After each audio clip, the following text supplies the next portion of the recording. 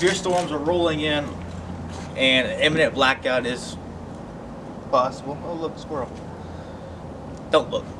When the storms are rolling in and there's an imminent blackout possible, a lot of people will flock to the stores in search of milk and bread. But thinking about milk and bread is just not the best thing in the world to get when you're trying to prepare for a storm, because it's very perishable.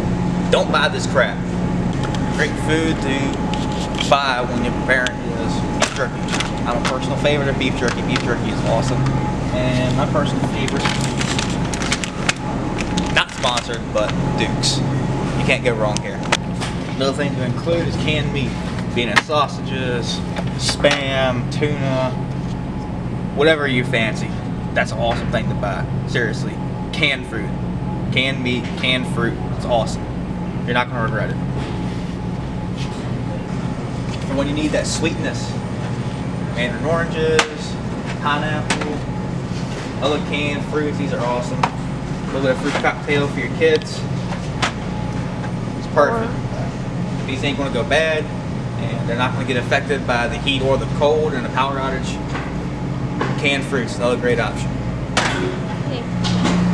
Everybody buys bottled water. Bottled water, though it's safe, it's not the most economical thing to buy in terms of stocking up on the water. So skip the water, go get a jug. Next thing you can do is, instead of wasting your money on some bottled water, just get one of these. Get several of these actually. They're about 14 bucks. Got a spigot on it, just fill it up with tap water. You ain't gotta waste all your money on a bunch of bottled water, and this is reusable. When it comes to cooking, something that you can always add into your kit, it doesn't have to be necessarily be this storm, but if you have one, it's great. It's gas stoves. These gas stoves are awesome because you can cook inside, but you need to use ventilation inside. Otherwise, you might have some carbon monoxide issues. But in the event that power's out, this is something you can use without electricity. In terms of food, something you can use is these. These are 48-hour meal rations. Now, they're not the best tasting. They're kind of an apple flavor. They're really dry, but it's 2,400 calories. It's good for 2 days. So if you're snowed in for a long time, so with that said, here's some of our awesome food items. These are all awesome storm preparedness foods. So we got our dried rice and beans. I vacuum sealed these so that they'll last virtually forever. I mean, it's dried rice. You can't kill the crap. And you've got these food bars. We got some ramen noodles here. You got a giant case of them actually. Got some Spam. You cannot go wrong with Spam. Spam is awesome. Got some treat. I've actually never had this, but it is canned meat, so that's a Mountain House. Now these are expensive, but they last virtually forever. They're freeze dried. All you gotta do is add hot water. And we got some canned tuna here, which I don't eat, but other people eat. So these are all awesome items to keep in your house in the event of a blackout. It don't matter if it's summer or winter, these are all great items. Now the next thing you're going to want to consider after you have food stocked is water. And that's where the next thing comes in handy. So like what I showed you on the store, this is the water container that I own. I own multiples of these. Hold 6 gallons. And before the storm comes, just fill it up with tap water. And I mean, as long as it's clean, tap water's gonna be good for a pretty long time actually. And it comes with a spigot on it. Just set it up somewhere in your house, got the spigot on it. Every time y'all need something to drink, turn the spigot on and take a drink. Don't drink out of the tap. Fill the cup up with it. I know how some of y'all are. So, contrary to what a lot of people believe, the water that's in here is actually the same water that comes out of your tap. Now, depending on how often you clean your toilet, I would still recommend boiling this, just to be added, extra safety measures. But this is technically potable water, same water comes out of your tap. So if you keep your toilet clean, you can drink this. If you don't, I'd recommend boiling it. Now, lighting can be pretty important, especially at night. Maybe you need to go to the bathroom or just navigate the house at night. Now, this right here is just two no electricity options for light. We have tea light candles. You can also get LED versions of these. and you have a oil lamp. I love this oil lamp. This one personally is one of my favorites. It's a really old style one, and flames adjustable.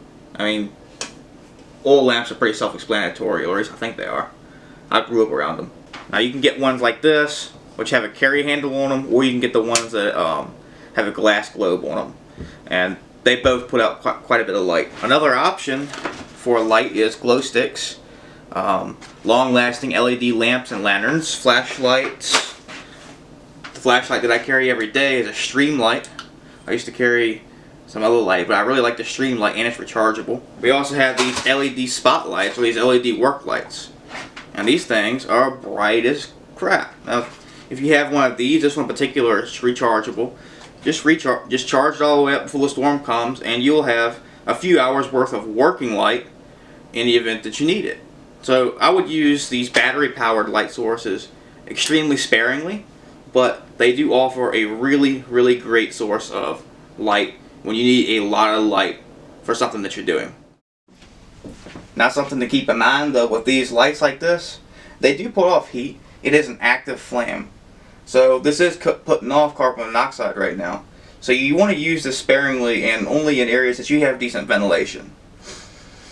If you don't have good ventilation, the best thing I would suggest for you is to get some kind of LED light, or to use, again, this very sparingly. Only as much as you need to. Because if you leave this running all day or all night, it can poison you and your family. If it gets knocked over, obviously it can catch on fire because it is full of flammable fuel. And the other thing is, if you are using these, you do not want to hang these too close to different objects that could catch on fire. This is an active flame. Don't put this near something that's going to catch on fire.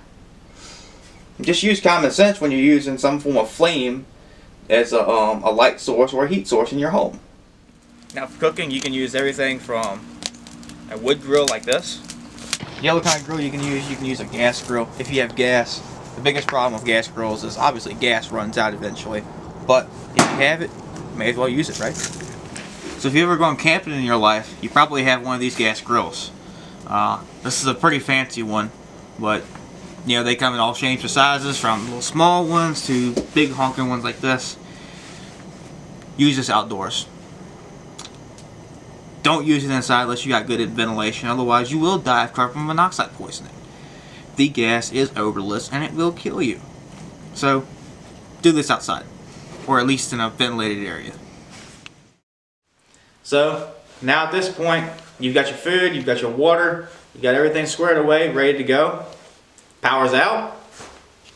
Now you know how to survive it without having to flock to the supermarket and buy a bunch of milk and a bunch of bottled water like an idiot. So thanks for watching. Don't forget to hit that bell icon down below. You'll get notified every time that I upload a new video. Hit that like button, subscribe, comment. I'll see you on the next video. Thanks for watching.